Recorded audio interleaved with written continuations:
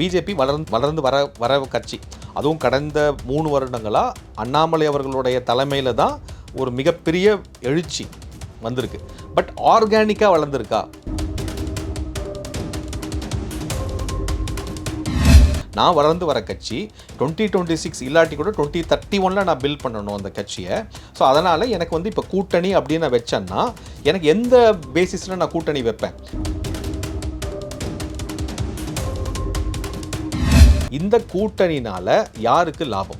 ஏடிஎம்கேக்கு லாபமா, பிஜேபிக்கு லாபமா அப்படின்ற ஃபர்ஸ்ட் கேள்வி. இந்த ஏடிஎம்கேலேருந்து அந்த ஓட் வந்து பிஜேபிக்கு டிரான்ஸ்ஃபர் ஆகிறதில்லை. 10 தோல்வி பழனிசாமி அப்படின்னு ட்ரோல் பண்ணுறாங்க. அட்லீஸ்ட் ஒரு எலெக்ஷனாக வின் பண்ணணும். வின் பண்ணக்கூடிய வாய்ப்பு ஒரு இடைத்தேர்தல் இருந்தது. போட்டி போட மாட்டேன்னு சொல்லிட்டீங்க. 2024 நல்ல ஆப்ஷன் இருந்தது. கேட்டால் 2024 எங்களுடைய எலெக்ஷன் இல்லைன்னு சொல்லிட்டு அப்பயே நீங்கள் ஜகா வாங்கிட்டீங்க. ஒரு மோடிஜியோ, அமித்ஷாவோ, அண்ணாமலையோ போன்ற அந்த நிர்வாக திறமை உள்ள அந்த விஷயங்கள், மக்கள் சார்ந்த விஷயங்கள் எடுத்து பேசக்கூடியவங்க தான். இந்த ஒருத்தர் வந்தார் ரைட்டா, மீசியை முறுக்கிக்கிட்டு எடுத்து டிவியெல்லாம் போட்டு உடைச்சாரு, டார்ச்செல்லாம் போட்டு அடித்தார். கடைசியில் என்னாச்சு? 2021க்கு முன்னாடி எப்படி இருந்தது பிஜேபி, இப்போ பிஜேபி எப்படி இருக்கு? இன்னைக்கு போயிட்டு ஏடிஎம்கே கூட பண்ண முடியாத விஷயத்த பிஜேபி பண்ணுது எதிர்கட்சியா. மோடிஜி தான் அரிசி கொடுக்குறாரு. இருந்தாலும் நீங்கள் வந்து ஸ்டாலினோடைய படத்தை ஒட்டுறீங்கல்ல, அப்போ டாஸ்மாக் ஃபுல்லாக உங்கள் ஆளுங்க தான் நடத்துகிறாங்க, நீங்கள் தானே கவர்மெண்ட்டு, அப்போ ஒட்டுங்க, இங்கேயும் ஒட்டுங்கன்னு சொல்லிட்டு ஒட்டுறக்கூடியது ஏடிஎம்கே கூட பண்ண முடியாது.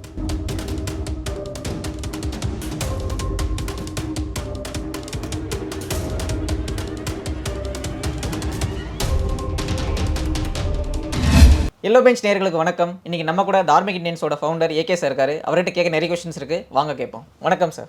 வணக்கம். வணக்கம் அன்பு. எப்படி இருக்கீங்க சார்? ஃபைன், நல்லா இருக்காங்க. 2026 பொறுத்த வரைக்கும் யார் எந்த கூட்டணிக்குள்ளே போவாங்க, இல்லை பழைய என்டிஏ கூட்டணி வந்து மறுபடியும் கண்டினியூ ஆகுமா அப்படின்ற மிகப்பெரிய கொஸ்டின்ஸாக போகுது. நீங்கள் எப்படி சார் இந்த சுச்சுவேஷனை பார்க்குறீங்க? ரைட்டு. இப்போ பழைய என்டிஏ கூட்டணி கிடையாது. ஏன்னா அதிமுக பிஜேபி கூட்டணியில் இல்லை. என்டிஏங்கிறது வித்தவுட் ஏடிஎம்கே. நான் இங்கே தமிழ்நாடு எலெக்ஷன் இதை பற்றி சொல்கிறேன். நான் இப்போ இருக்கிறது வந்து இதே மாதிரி நடந்ததுன்னா இட்ஸ் மும்முனை போட்டி. அஞ்சு முனை போட்டி, நாட் மும்முனை. அங்கே டிஎம்கே அலையன்ஸ் இருக்காங்க, இந்த சைடு ஏடிஎம்கே இருக்காங்க, இந்த சைடு பிஜேபி இருக்காங்க. இதை தவிர தனியாக வந்து என்டிகே புதுசாக சீமானுடைய கட்சி இருக்குது, புதுசாக வந்தக்கூடிய விஜயோடைய கட்சி இருக்குது. ஸோ 5 பேர் களத்தில் இருக்காங்க இப்போதைக்கு ஆஸ் ஈஸி எடுத்தாடாம். இதில் கூட்டணி பாசிபிலிட்டிஸ் வந்து அங்கங்கே நம்ம வந்து பார்க்குறோம் இந்த நியூஸில். இவங்க அந்த தலைவர் இப்படி சொன்னாங்க. எஸ்பெஷலாக எப்போ ஆரம்பிச்சது அப்படின்னா, எடப்பாடி கிட்ட பிஜேபி பற்றி கூட்டணி இருக்குமான்னு கேட்கும்போது அவர் சொன்ன பதிலும், அதே கேள்வியை வந்து அண்ணாமலைஜி கிட்ட கேட்கும்போது அவர் சொன்ன பதிலும் கிட்டத்தட்ட ஒருமித்த ஒரு கருத்தோடு இருந்ததுனால அது வந்து ஒரு பெரிய பரபரப்பாச்சு. இது வந்து ஒரு டென்ஷன் கம்மியாயிட்டு அதிமுகவும் பிஜேபியும் திருப்பியும் கூட்டணிக்கு வருமா அப்படின்ற ஒரு விவாத பொருளாக ஒரு லாஸ்ட் ஒரு 2 வீக்ஸாக ஓடிட்டுருக்கு. அதுலேருந்து ஆரம்பித்தது தான் இந்த விஷயம். அப்போது இவங்க 2 பேர் சேர்ந்தால் நிறைய ஒரு சேஞ்சஸ் உண்டாகும். ஸோ ஏற்கனவே வந்து அதிமுகவும் விஜய்வுடைய கட்சியும் தாவேகா கட்சியும் சேருமா, அவர் வந்து அதிமுக எடப்பாடி வந்து விஜய்க்கு வந்து தூண்டில் போடுறாரு அப்படின்ற ஒரு விஷயம் அங்கே இருக்குது. விஜய் கட்சி ஆரம்பிக்கும் போதே நாங்கள் வந்து கவர்மெண்ட்டில் பங்கேற்போம், கூட்டணி அரசாங்கம் எங்களுக்கு ஓகேன்னு சொன்னதும், அதுக்கப்புறம் பிரசாந்த் கிஷோர் வந்துட்டு போன பிறகு அவர் சொன்ன பேட்டியில் நாங்கள் தனியாக தான் நிற்போம் அப்படின்னு சொன்னதும் அது ஒரு டைலிமால் அங்கே இருக்குது. இதை தவிர இங்கே சீமான் வந்து ரொம்ப வீரியமாக திமுகவை எதிர்த்து அரசியல் பண்ணிக்கிட்டு இருக்காரு. அதிமுக பிஜேபியை ஓரம் கட்டிட்டு அவருடைய இலக்கு ஃபுல்லாக திமுக அப்போஸ் பண்ணி தான் இருக்குது. ஸோ அப்படி இருக்கும்போது இவர் வந்து ஏடிஎம்கேவோட பிஜேபியோடையோ சேருவாரா, இல்லை எங்கேயாவது ஒரு இது பண்ணுவாரா அப்படின்னு ஒரு விஷயம். இன்னொரு இது என்னென்னா, இருக்கிற கூட்டணியிலேயே அதே கூட்டணியில் இருப்பாங்களா? இப்போது நாளைக்கு வந்து ஏடிஎம்கேவும் விஜய் கட்சியும் சேரும் பொழுது பாமக பிஜேபியோடு இருக்குமா இருக்காதா அப்படின்னு ஒரு கேள்வி. தென் வந்து அதே மாதிரி அங்கே வந்து விடுதலை சிறுத்தைகள் போன்ற கட்சிகள் வந்து இங்கே ஒரு கூட்டணி ஃபார்ம் ஆகும்போது அவங்க வெளியில் வரத்துக்கு வாய்ப்பு இருக்கா? கம்யூனிஸ்ட் கண்டிப்பாக வரமாட்டாங்க. ஏன்னா அவங்க வந்து 25 கோடியா 30 கோடியா 40 கோடியான்னு பேசிக்கிட்டு இருப்பாங்க. ஸோ அதனால் கம்யூனிஸ்ட்னா கணக்கில் எடுத்துக்கல. ஸோ இது வந்து அவங்க அப்படி யோசிப்பாங்க. இந்த மாதிரி ஒரு இருக்கும்போது இது வந்து மெகா கூட்டணியாக வருமா, இல்லை திருப்பியும் இப்படின்ற ஒரு நிறையா ஒரு விவாத பொருள் ஓடிக்கிட்டே இருக்குது. இப்போது என்ன வாய்ப்பு அப்படின்னு நம்ம பார்த்தோம்னா, இதே 5 முனை போட்டியில் இருந்ததுன்னா it will be advantage DMK. ஏன் அப்படின்னா, இப்போது ஆன்டி இன்கம்பன்சின்றது நிறைய இடத்துல ஆன்டி இன்கம்பன்சி ஓட் கண்டிப்பாக இருக்குது. அதான் சார் நிறைய ஆப்போசிஷனில் வந்து நிறைய பார்ட்டிஸாக நிற்கும் போது அந்த ஆன்டி இன்கம்பன்சி உடையும்ல, அது அட்வான்டேஜ் தான் கண்டிப்பாக.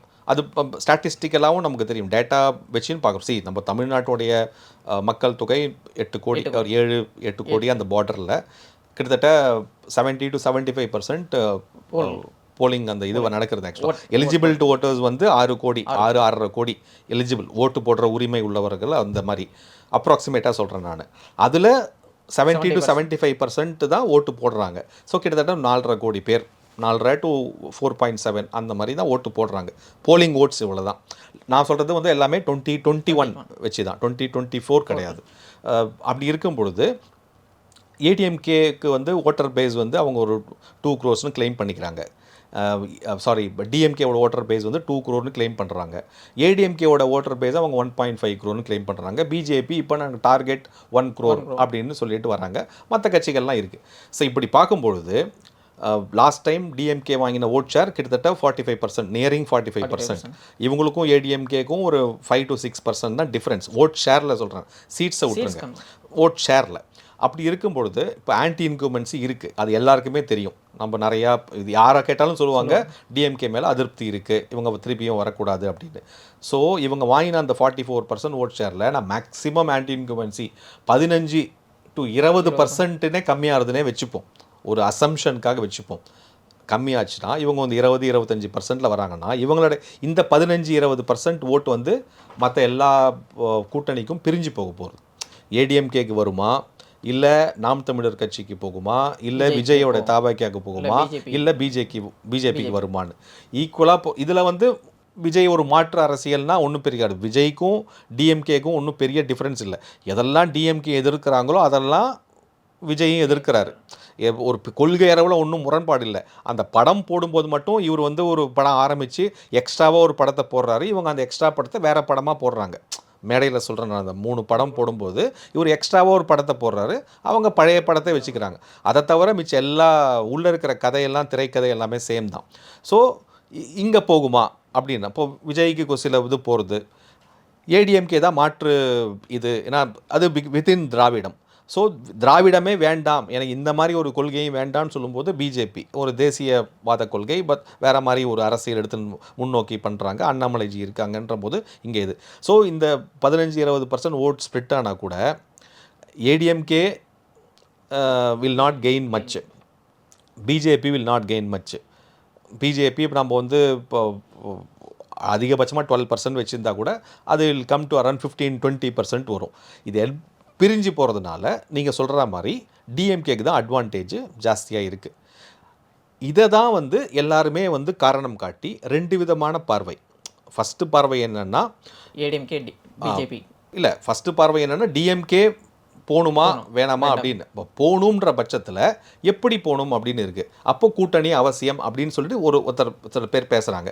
இன்னொரு சில பேர் அதெல்லாம் கிடையாது, அதிருப்தி ஜாஸ்தியாக இருக்குது, அது வந்து திராவிட மாடல் பேஸ்டு தான் அதிமுகவும், ஒன்றும் பெரிய டிஃப்ரென்ஸ் இல்லை. ஏற்கனவே நான் சொன்ன மாதிரி ஏடிஎம்கேங்கிறது அனதர் டிஎம்கே, அவ்வளோதான், ஆர் இடிஎம்கே அப்படின்ற பட்சத்தில் எனக்கு வந்து மாற்று இது தான் அப்படின்னு சொல்லும்பொழுது பிஜேபிக்கு வரக்கூடிய வாய்ப்புகள் ஜாஸ்தி.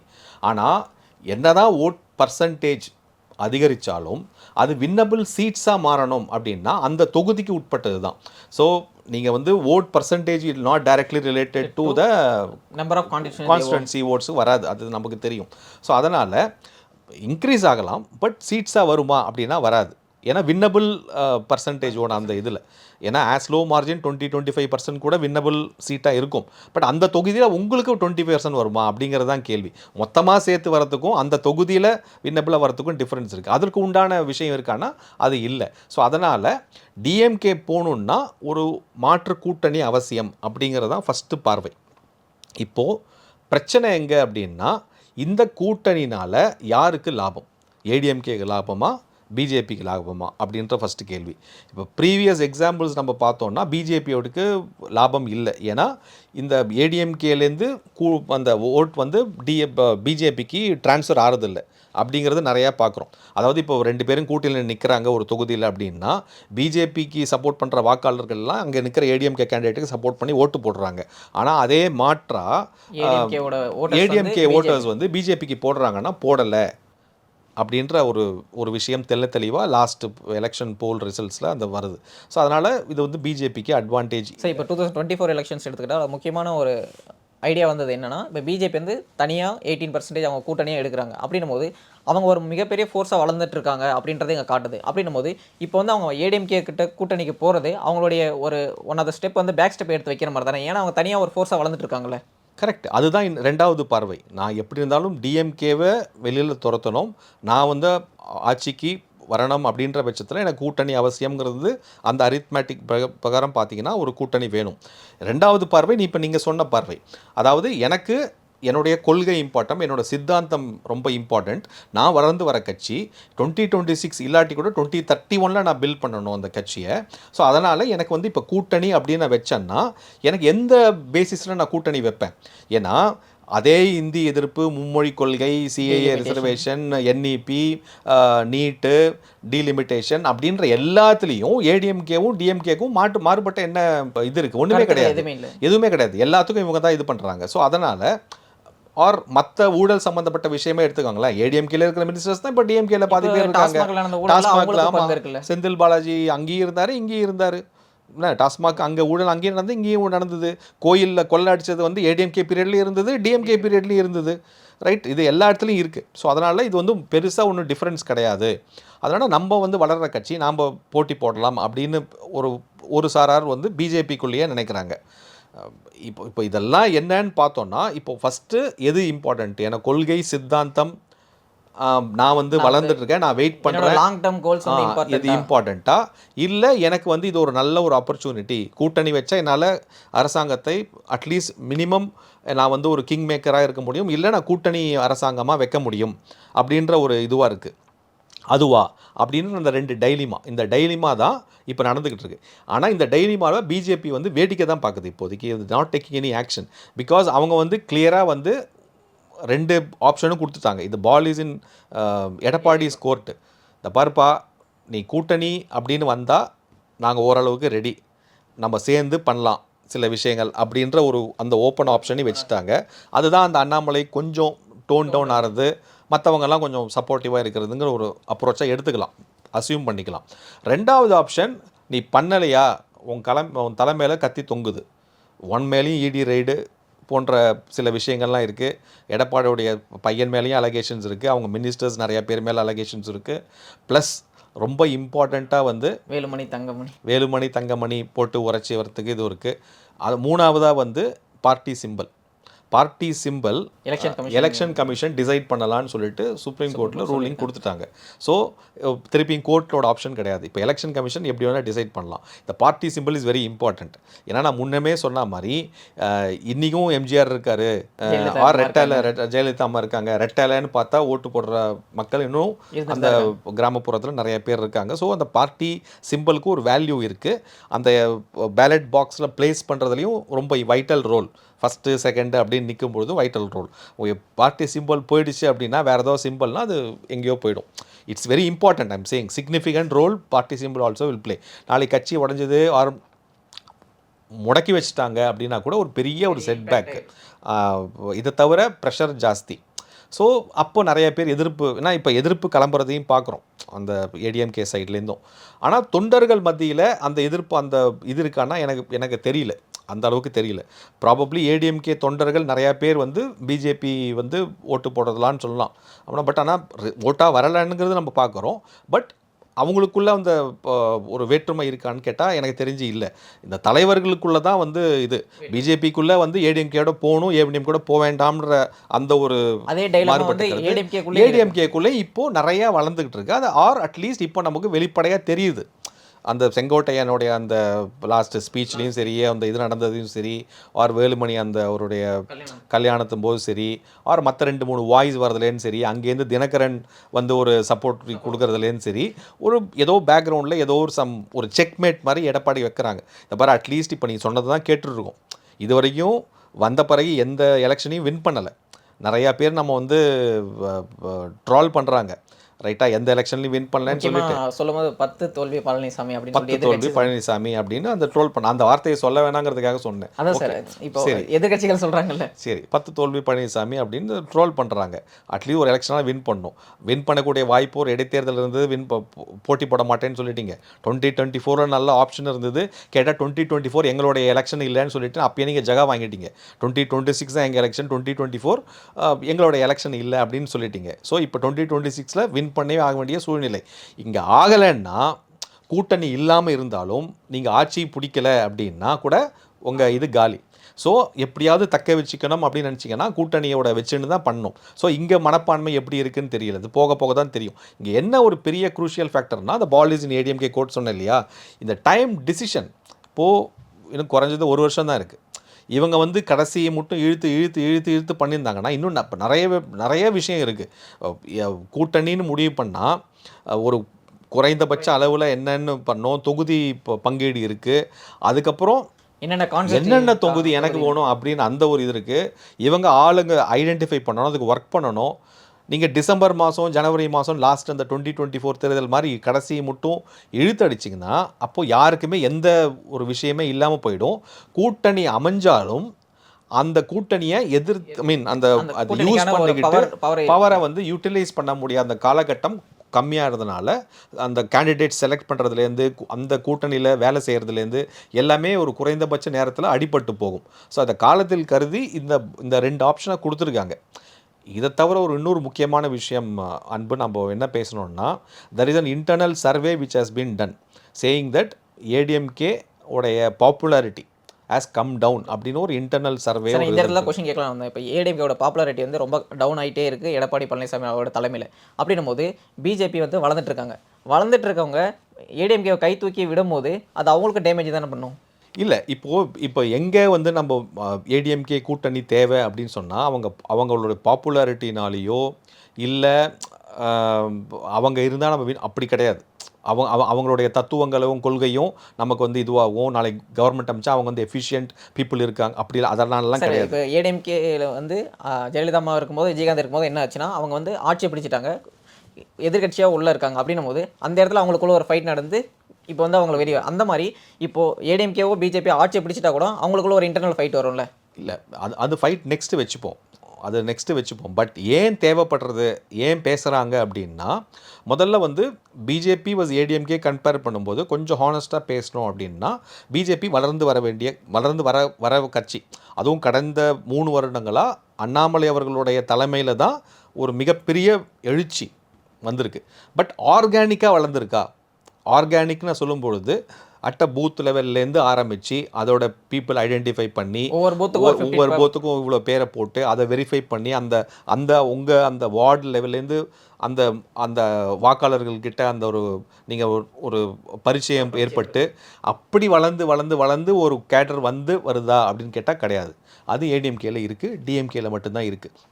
இந்த 2 கட்சினா ஒரு 50 காலமாக ஆட்சி பண்ணிகிட்ருக்காங்க. அந்த ஒரு ஸ்ட்ரக்சர் இருக்குது.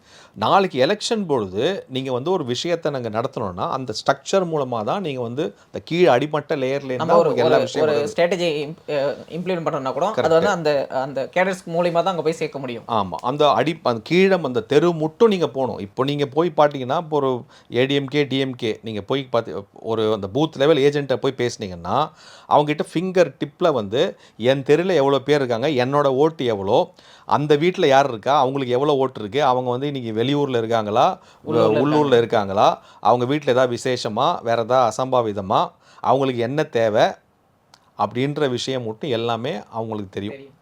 அவனுக்கு நாளைக்கு ஏதாவது ஒரு தெருவில் ஒரு பிரச்சனை, அவங்களுக்கு ஏதாவது ஒரு வசதி தேவைப்படுது, இல்லாட்டி ஒரு இதுன்னா டைரெக்டாக இந்த booth agent who will be the party worker அவங்ககிட்ட தான் வருவாங்க. அவன் தான் எலெக்ஷன் டே அன்னைக்கு ஃபோன் பண்ணி எல்லாரும் ஓட்டு போட வாங்க அப்படின்னு அவன் பூத் ஏஜென்ட்டில் உட்காந்துக்கிட்டு அவன் சொல்லுவான், இந்த வீட்டிலேருந்து இந்த தெருலேருந்து இன்னும் வரல போ அப்படின்னு சொல்லுவான். 2 மணி 3 மணிக்கு சொல்லிட்டு போயிட்டு ஆயிடுச்சுன்னு வருவாங்க. அந்த அளவுக்கு அவங்களுக்கு இருக்குது. ஸோ நான் வந்து இதை வந்து ஒரு பெரிய குற்றமாக சொல்லலை, பட் குறையாக சொல்கிறேன். ஸோ அந்த அளவுக்கு ஆர்கானிக் க்ரோத் வந்து இங்கே இல்லை. ஸோ அப்போ அந்த ஒரு கட்டமைப்பு நமக்கு தேவைப்படுறது, அந்த பார்ட்டி கேடர்ஸ் ஒர்க்கர்ஸ் மூலமாக ஒர்க் பண்ணுறதுக்கு தேவைப்படுறது. ப்ளஸ் ஒரு பேஸ் ஓட்ஸ். நீங்கள் என்ன தான் நீங்கள் வந்து பாப்புலரிட்டாக இல்லை, நீங்கள் ஊழலே பண்ணாலும், A1ஆகவே இருந்தாலும், பழைய சீஃப் மினிஸ்டராக இருந்த A1ஆகவே இருந்தாலும், இப்போ இருக்கிற சீஃப் மினிஸ்டரை A1 நீங்கள் வந்து குற்றம் சாட்டினாலும், அவங்களுக்கு சில ஓட்டு நீ என்னன்னாலும் சொல்லு, நான் இவருக்கு தான் ஓட்டு போடுவேன் அப்படிங்கிற அந்த லாயல்ட்டியோட ஓட்டு போடுற மக்கள் இருக்காங்க. அந்த ஒரு குறைந்தபட்சம் அந்த இருக்கு இல்லையா? அதோட உங்களுடைய சித்தாந்தமும் கொள்கையும் உங்களுடைய நம்பிக்கையும் மக்களோட சேரும் பொழுது அதை வந்து இன்னும் எக்ஸ்போனண்ட்டாக அந்த ஒரு வின்னபிள் மார்ஜினில் வரப்போகிறது. அதுதான் இங்கே இம்பார்ட்டண்ட். அதுக்கு தான் இந்த பிஜேபிக்கு ஏடிஎம்கேவோட சப்போர்ட்டு தேவைப்படுது. ஏடிஎம்கேக்கு ஏன் பிஜேபி சப்போர்ட் தேவைன்னா, இவங்க என்ன தான் வச்சுக்கிட்டு இருந்தாலும், சட்டியில் இருந்தாலும் அகப்பையில் வரலன்ற மாதிரி, இவங்க என்ன தான் இருந்தாலும் அது எல்லாமே ஒரு பெரிய ஒரு எழுச்சி நோக்கி ஒரு இது பண்ணுறத நோக்கி இருக்கா, ஆர் இவங்க மேலே ஒரு நம்பிக்கை இருக்கான்னா நம்பிக்கை இல்லை. அந்த நம்பிக்கையை ஏற்படுத்தக்கூடியது வந்து ஒரு மோடிஜியோ அமித்ஷாவோ அண்ணாமலையோ போன்ற அந்த நிர்வாக திறமை உள்ள அந்த விஷயங்கள், மக்கள் சார்ந்த விஷயங்கள் எடுத்து பேசக்கூடியவங்க தான். அந்த கிரெடிபிலிட்டியை இவங்க லாஸ் பண்ணிடுறாங்க. அதை வந்து எடுத்துன்னு வரது இவங்க. ஸோ அப்போ இவங்க 2 பேரும் சேர்ந்து ஒரு புதுவிதமான நம்பிக்கையை மக்களுக்கு கொடுக்கும்போது மக்களுக்கு ஒரு வந்து ஓட்டு போடுவாங்க. 2024 எலெக்ஷன்ஸ் எடுத்துக்கும் போது அதில் ஒரு முக்கியமான ஃபேக்டர் வந்து அது வந்து பிரைம் மினிஸ்டருக்கான எலெக்ஷன். அப்படின்னும் போது ஏடிஎம்கே வந்து நாங்கள் பிரைம் மினிஸ்டர் கேண்டிடேட் சொல்லாமல் போனோம், அதனால் எங்களுக்கு ஓட் பர்சன்டேஜ் கம்மி அப்படின்றாங்க. இப்போது சட்டசபை தேர்தல் வரும்போது யார் சீஃப் மினிஸ்டர்ன்றது ரொம்ப முக்கியமான விஷயம். அப்படின்னும் போது ஏடிஎம்கேவுக்கு ஓட் பர்சன்டேஜ் நேச்சுரலாக இன்க்ரீஸ் ஆகிறதுக்கான வாய்ப்பு அதிகமாக இருக்குல்ல? இல்லை, இப்போ அதெல்லாம் வந்து ஒரு சும்மா ஒரு பிரைம் மினிஸ்டர் கேண்டிடேட் அனௌன்ஸ் பண்ணல, இதை அனௌன்ஸ் பண்ணல அப்படிங்கிறது தான். ஒரு கூட்டணின்னு வந்தாலே அவங்க வந்து டிசைட் பண்ண மாட்டாங்க. ஒரு இது இப்போ கூட வந்து நீ இப்போது ஏடிஎம்கே பிஜேபி கூட்டணி வந்தால் கூட BJP will be magnanimous to say that இவர் தான் சீஃப் மினிஸ்டர். நம்ம வந்து மகாராஷ்டிராவில் பார்க்குறோம், மற்ற இதெல்லாம் பார்க்குறோம். அவங்க என்ன தான் பெரிய பிளேயராக இருந்தால் கூட அவங்க வந்து அந்த ஒரு கூட்டணி தர்மத்தை கடைபிடிப்பாங்க. இப்போ என்ன தான் பிஜேபி மேலே அவங்க வந்து ஒரு கட்சியை உள்ளே பூந்துருவாங்க, கூட்டணி வைப்பாங்க, அதுக்கப்புறம் இது பண்ணிவிடுவாங்கன்னு ஒரு சொன்னால் கூட அவங்களாவே யாரையும் வெளில அனுப்பலை. நிதிஷ்குமாராக இருக்கட்டும், இல்லை இங்கே இருக்கிற சிவசேனாவாக இருக்கட்டும், அவங்களாவே தான் வெளில போனாங்க தவிர இவங்க வந்து அவங்க வெளில அனுப்பலை அப்படிங்கிறத பார்க்குறோம். இங்கே இப்போ ஏடிஎம்கேல கூட்டி இருக்கும்போது I think they will accept as Edappadi as chief minister. அதை அந்த ஒரு ஒன் ஆஃப் த மெயின் ரீசனாக இருக்கும், வச்சுட்டு தான் பண்ணுவாங்க. இதில் பிஜேபியில் ஒன்றும் இல்லை. இதில் அண்ணாமலைக்கு எதாவது வருமானு தெரில, அதுக்கப்புறம் பார்த்துக்கலாம் அப்படின்னு சொல்லுவாங்க. சரி, இங்கே இளைஞர்கள் ஓட்டுன்னு எடுத்துக்கிட்டால் 2 முக்கியமான ஃபேஸஸ் வந்து இப்போ வளர்ந்து நிற்கிறாங்க. ஒன்று வந்து விஜய், இன்னொன்று வந்து அண்ணாமலை. அப்படின்னும் போது இப்போ வந்து இளைஞர்கள் ஓட்டை வந்து அண்ணாமலைக்கு எந்த அளவுக்கு போதோ அந்த அளவுக்கு விஜய்க்கும் வரத்துக்கு வாய்ப்பு இருக்குது. அப்படின்னும் போது இதை எப்படி கவுண்டர் பண்ண போகிறாங்க பிஜேபி? எனக்கு தெரிஞ்சு இப்போ இளைஞர்கள் வந்து இன்னும் கொஞ்சம் அந்த பொலிட்டிக்கல் அக்யூமெண்ட் கொஞ்சம் ஜாஸ்தியாக இருக்குது லாஸ்ட் ஒரு 5 இயர்ஸில். ஏன்னா இதே இளைஞர்கள் முன்னாடி இந்த ஒருத்தர் வந்தார் ரைட்டா, மீசியை முறுக்கிக்கிட்டு எடுத்து டிவியெல்லாம் போட்டு உடைச்சார், டார்ச்செல்லாம் போட்டு அடித்தார். அவர் நினச்சா ஓ பெரிய ஒருப்பா, என்னெல்லாம் கோவக்காரர்ப்பா, இப்படிலாம் பேசுகிறாரு, அவர் வந்து கண்டிப்பாக இவங்கள வச்சு ஆடிடுவாருன்னுப்பான்னு நினச்சிட்டு அவர் ஓட்டு போட்டாங்க, எம்என்எம் ரைட்டா. கடைசியில் என்னாச்சு? ஒரு எம்பி சீட்டுக்காக மானத்தை விற்றுட்டு போகிற அளவுக்கு அவர் வந்து பேசுகிறாங்க, இப்போ ட்ரோல் பண்ணிகிட்ருக்காங்க. அதே தப்பை திருப்பியும் விஜய்க்கு பண்ண மாட்டாங்க. விஜயோடைய இது வந்து பெரிய வந்து அது வந்து ஸ்பிளிட்டு தான். டிஎம்கேக்கு வந்து ஒரு பி டீம் மாதிரி தான் அது. ஏன்னா நீங்கள் சொன்ன மாதிரி ஃபஸ்ட்டு நம்ம பேசின மாதிரி டிஎம்கேவோட ஸ்ட்ராட்டஜி எப்படி இருக்குன்னா, எனக்கு ஓட்டு வருதோ இல்லையோ மற்றவன் ஓட்டை நான் பிரித்து விட்டேன்னா நான் ஸ்டில் என்னோடய ஓட்டை வச்சுப்பேன். நான் வில் பி ஏ வின்னவர் பர்சன்றதுனால நீங்கள் பார்த்தீங்கன்னா எல்லா விஷயத்துலேயும் ஏடிஎம்கே பண்ணாலும் சரி அவர் பிஜேபி பண்ணாலும் சரி ஒரு எதிர்வினை நடத்துவாங்க. சீமான் பண்ணாலும் சரி பேக்கில் ஏதாவது ஒரு எதிர்வினை பண்ணுவாங்க. சீமான் வந்து அந்த வந்து ஈவேராவை பற்றி பேசும்பொழுது அவருடைய அந்த கேஸ் எடுத்தாங்க, 15-12% கேஸ் எடுத்தாங்க. இங்கே எதாவது பண்ணும்பொழுது அண்ணாமலைக்கு ஒரு ப்ரெஷர் போடுவாங்க, இங்கே ஏடிஎம்கேக்கு போடுவாங்க. ஆனால் விஜய் பேசினா எதுவுமே பண்ண மாட்டாங்க. ஏன்னா அவங்களுக்கு தெரியும் விஜய் பேச பேச அந்த இவங்க டிஎம்கே மேலே இருக்கிறது இவங்களுக்கு போகாது, விஜய்க்கு தான் போகும். விஜய்க்கு போனால் இவங்களுக்கு வந்து ஒரு அட்வான்டேஜ். நாளைக்கு விஜய் வில் பிகம் விஜயகாந்த். விஜயகாந்துக்கு இவங்க என்ன பண்ணாங்களோ எப்படி வந்து விஜயகாந்தையும் ஜெயலலிதாவையும் மோத விட்டு அதில் இது பண்ணிக்கிட்டு அந்த பெனிஃபிட் எடுத்துட்டு நாளைக்கு விஜயகாந்த் வரும்பொழுது வளர்ந்து வரும்போது எப்படி ஆஃப் பண்ணாங்க? அந்த கல்யாண மண்டபத்தை இடிக்கிறதுலேருந்து ஆரம்பித்து ஆஸ் ரீசன்ட் அந்த பார்ட்டியில் இருக்கிற எல்லாரையும் தூக்கிட்டு ஓவர் நைட்டில் எடுத்துன்னு போனதுனே பார்க்குறோம். ஸோ விஜய்க்கும் வில் பிகம் விஜயகாந்த், அவ்வளோதான். தவிர மற்றபடி ஒரு விஷயமே கிடையாது. அதனால சும்மா இருக்காங்க. அதுதான் வந்து இவங்களுடைய இது. இதில் இன்னொன்னா சீமான். இந்த சீமான் வந்து அவர் தனித்தனியாக பேசிகிட்டு இருக்காரு. வந்து அவருடைய இப்போ சித்தாந்தமே தனி தேசியம் அப்படின்னு சொல்லிட்டு, அது இந்த சைடும் சேராது, இந்த சைடும் சேராது. அது எப்படி அப்படிங்கிறது வந்து போக போக தான் டிசைட் பண்ணோம். பட் எனக்கு தெரிஞ்சு நான் எப்படி விஷ் பண்ணுறேன் அப்படின்னு பார்த்தோன்னா, அது வந்து யூட்டோப்பியன் தாட்னு சொல்லுவாங்க, அப்படி கூட இருக்கலாம். உங்களுடைய இது என்ன, ஃபஸ்ட்டு இலக்கு என்ன? டிஎம்கே போகணுமா? சீமான் சொல்கிறாரு போகணுன்னு, விஜய் சொல்கிறாரு போகணுன்னு, அண்ணாமலை சொல்கிறாரு போகணுன்னு, எடப்பாடி சொல்கிறாரு போகணுன்னு, ராமதாஸ் விட்ட மக்கள் எல்லாருமே சொல்கிறாங்க போகணுன்னு. ரைட்டா? அப்போ நீங்கள் எல்லோரும் ஒன்று சேர்ந்துருங்க. சரி, இங்கே இன்னொரு முக்கியமான விஷயம் என்னென்னா, சென்ட்ரல் கவர்மெண்ட்டில் வந்து இப்போ அண்ணாமலை வந்து இதுக்கு முன்னாடி ஒரு முக்கியமான பொசிஷனாக வந்து ஸ்டேட்டோட பிரசிடெண்ட்டாக ஆக்குனாங்க. அதுக்கு முன்னாடி மறுபடியும் அதை கன்ஃபார்ம் பண்ணலைன்ற ஒரு கொஷின் இருக்குல்ல. கன்ஃபார்ம் பண்ணுறதுக்கு என்ன இருக்குது? So Annamalai is going to be there till 2026 election மட்டும் அண்ணாமலை தான். ஏன்னா மோடி அமித்ஷாவுக்கு தெரியும் யார் வந்து அண்ணாமலைன்னு. அவங்களுடைய பார்வையில் தான் அவர் இருக்கார். இங்கே வந்து 2021க்கு முன்னாடி எப்படி இருந்தது பிஜேபி, இப்போ பிஜேபி எப்படி இருக்குது? இன்றைக்கி போயிட்டு ஏடிஎம்கே கூட பண்ண முடியாத விஷயத்தை பிஜேபி பண்ணுது. எதிர்கட்சியாக பிஜேபியை தான் பார்க்குறாங்க. இன்றைக்கி போய் ஒட்டுறாங்க டாஸ்மார்க்கில் ஸ்டாலினோடைய இதை போட்டு ஒட்டுறாங்க. ரேஷன் கடையில் பெருமையாக ஒட்டிருக்கீங்கள்ல, மோடிஜி தான் அரிசி கொடுக்குறாரு, இருந்தாலும் நீங்கள் வந்து ஸ்டாலினோடைய படத்தை ஒட்டுறீங்கல்ல, அப்போ டாஸ்மாக் ஃபுல்லாக உங்கள் ஆளுங்க தான் நடத்துகிறாங்க, நீங்கள் தானே கவர்மெண்ட்டு, அப்போது ஒட்டுங்க, இங்கேயும் ஒட்டுங்கன்னு சொல்லிட்டு ஒட்டக்கூடியது ஏடிஎம்கே கூட பண்ண முடியாது. ஏன்னா அடுத்த டைம் ஆட்சி வந்தால் அவங்க ஃபோட்டோ போய். அதனால் ஸோ இவங்க வந்து பிஜேபி தான் ஸ்ட்ராங். அதுவும் அண்ணாமலைஜி வந்து டபுள் இதில் விளையாடுறாரு. ஏன்னா அவங்க டிஎம்கே பிஜேபி மேலே வைக்கக்கூடிய அலகேஷன்ஸை டிஃபெண்ட் பண்ணுறாரு. அது ஒன்று தவிர அதை மீறி எக்ஸ்ட்ராவாக இவங்க ஃபார்வேர்டில் போய் அடிக்கிறாரு அவங்கள, மற்ற எல்லா விஷயத்தையும். இது நம்ம முன்னாடி பார்த்ததே கிடையாது. எப்பயுமே நம்ம வந்து எப்படின்னா வாங்க நம்மக்கிட்ட ஏதாவது சொல்லிகிட்டே இருப்பாங்க, அதுக்கு நம்ம வந்து டிஃபெண்ட் பண்ணிக்கிட்டே இருக்கிற மாதிரி இருக்கும். ஆனால் இப்போ தான் லாஸ்ட் ஒரு 1.5 இயர்ஸ் 2 இயர்ஸில் ஒரு டிஎம்கே ஃபைல்ஸ் எடுத்துகிட்டு வந்து மற்ற விஷயத்தெல்லாம் எக்ஸ்போஸ் பண்ணி ஆஸ் ரீசன்ட் அஸ் அந்த 10 ரூபா விஷயத்துலேருந்து எல்லாத்தையும் எக்ஸ்போஸ் பண்ண இவர் ஃப்ரண்ட்டில் போய் ஆடுறாரு அவர். அப்போது டபுளாக இருக்கார் அண்ணாமலைஜி. அதனால் இந்த மாதிரி ஒரு விஷயம், இதுதான் ஆப்பர்ச்சுனிட்டி வேறு. அதனால் இது வந்து அமித்ஷாவுக்கோ ஒரு பார்ட்டி பிரசிடெண்ட் இப்போ இருக்கிற நட்டாக்கோ இல்லை மோடிஜிக்கோ தெரியாமல் இல்லை. பட் இன்னும் அந்த எலெக்ஷன்ஸ்லாம் முடியல. இன்னும் அந்த பிஜேபி சென்ட்ரல் கமாண்டோட இதுவே வந்து இன்னும் நம்ம இந்த கண்டினியூட் அது இதுவும் வரலை. ஸோ அதனால் வந்து அண்ணாமலை வந்து பிரசிடெண்ட்டாக இல்லையாங்கிறது இங்கே முக்கியம் இல்லை. ஸோ அண்ணாமலை பிரசிடெண்ட் இல்லைன்னு ஒரு சும்மாவே ஒரு ஹைப்போதெட்டிக்கலாக வச்சுப்போமே. இப்போ பார்ட்டி கேடர்ஸோட முகமாக அவர் தானே இருக்காரு. அதான் சொல்கிறேன், அண்ணாமலை பிரசிடெண்ட் இல்லைன்னு வச்சுக்கோங்கப்பா. அப்போ என்ன, அப்பயும் இப்படி தான் இருக்க போகுது. அவர் இன்னும் ஃப்ரீயாக விளையாடுவார். ரைட்டா? ஸோ அவருடைய கரிஸ்மாவும் இன்றைக்கி எந்த லீடரையும் நம்ம வந்து இந்த அளவுக்கு மோர் எஜுகேட்டடாக எருடைட்டாக ஒரு படித்த கல்வியாளராக ஒரு பெரிய ஒரு பொசிஷன்லேருந்து வந்துக்கிட்டு ஒவ்வொரு விஷயத்தையும் ஆணித்தரமாக தெளிவாகவும் ரொம்ப அழகாகவும் பாமர மக்களுக்கு புரியக்கூடிய வகையில் எடுத்து சொல்லி அது என்ன விஷயம், என்ன ப்ராப்ளம் அப்படின்னு பேசி அதை விளக்கி அந்த எதிர்ப்பு அரசியல் பண்ணக்கூடிய தலைவர்கள் யாராவது ஒருத்தர் இருக்காங்களா இன்றைக்கி தமிழ்நாட்டில்? யாருமே இல்லை. இன்ஃபேக்ட் அவர் சொல்லி தான் சில விஷயங்கள் நிறைய பேருக்கு தெரியுது. இன்ஃபேக்ட் இவங்க இப்போ ப்ரெஸ்காரங்களாம் வந்து ஓடுறது என்னன்னா அவர்கிட்ட டியூஷன் எடுக்கிற மாதிரி தான். அவர்கிட்ட ஒன்றும் கேள்வி கேட்குற மாதிரி கிடையாது.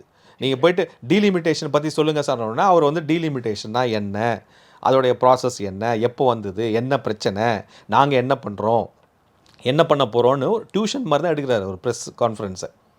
ரைட்டா? அதே மாதிரி தான் மும்மொழி கொள்கை, அதே மாதிரி தான் என்இபி பாலிசி என்னன்னு சொல்கிறார். ஒவ்வொரு விஷயத்தையும் ஆணித்தரமாக ஆழ்ந்து உள்வாங்கி பேசுகிறார். ஆர் லோக்கலில் இருக்கிற மக்கள் விஷயமும் கூட எடுத்து புரிஞ்சுக்கிட்டு தான் பேசுகிறார். ஏதோ யாரோ எழுதி கொடுத்து பேசுகிறான். எழுதி கொடுக்கறது நிறைய பேர் இருப்பாங்க எல்லா தலைவர்களுக்கும். இருந்தால் கூட அந்த பிரச்சனை என்ன, அதோட வீரியம் என்ன, எப்படி நாம் எடுத்துகிட்டு போய் இந்த பிரச்சனையை சேர்க்கணும், அப்படின்னு எப்படி எதிர்கட்சி அரசியல் பண்ணணும் அப்படின்ற விஷயத்தோட ஒரு நல்ல ஒரு விஷனோட அவர் பண்ணக்கூடிய தலைவராக இருக்கிறதுனால தான் மக்களுக்கு பிடிச்சிருக்கு அவர். ஸோ உங்கள் நேரத்தை ஒதுக்கி நிறைய கருத்துக்களை தெரிவித்தமைக்கு ரொம்ப ரொம்ப நன்றி சார். நன்றி. ஜெயஹிந்த்.